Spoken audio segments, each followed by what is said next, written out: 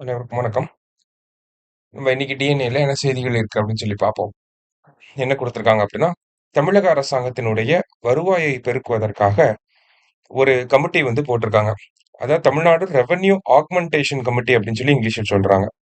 யார் தலைமையில போட்டிருக்காங்க அப்படின்னு பார்த்தோம்னா, மான்டேக் சிங் அலுவாலியா அப்படிங்கிற இவர் தலைமையில போட்டிருக்காங்க.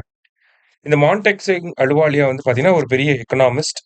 அது மட்டும் இல்லாம இந்தியாவோட பிளானிங் கமிஷன் இருந்தப்ப அதனுடைய துணைத் தலைவராக இருந்திருப்பாரு. அது போக மன்மோகன் சிங் அவர்களுடைய ஆட்சி காலத்துல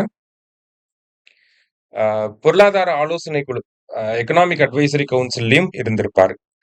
ஸோ இவரு தலைமையில தான் அந்த கமிட்டி போட்டிருக்காங்க. இவரு கூட இன்னொரு 5 பேரு இருக்காங்க அந்த கமிட்டில. இவங்களுக்கு டைம் பீரியட் பார்த்தோம்னா 3 மாசம். என்ன பண்ண போறாங்கன்னா, தமிழ்நாட்டுக்கு வரக்கூடிய டாக்ஸ் ரெவென்யூ, நான் டாக்ஸ் ரெவென்யூ இது எல்லாத்தையுமே ஸ்டடி பண்ணி, அதன் அடிப்படையில தமிழ்நாட்டினுடைய ரெவென்யூவ எப்படி இன்கிரீஸ் பண்ணலாம் அப்படிங்கிறது. எந்தெந்த ஏரியாவுல எல்லாம் நம்ம ரெவென்யூவ அண்டர் யூட்டிலைஸ் பண்ணியிருக்கோம். அங்கிருந்தெல்லாம் எப்படி ரெவென்யூவ அதிகப்படுத்த முடியும்? இந்த மாதிரியான ஒரு சில சீர்திருத்தங்கள மேற்கொள்வதற்கான பரிந்துரைகள இவங்க வழங்க போறாங்க.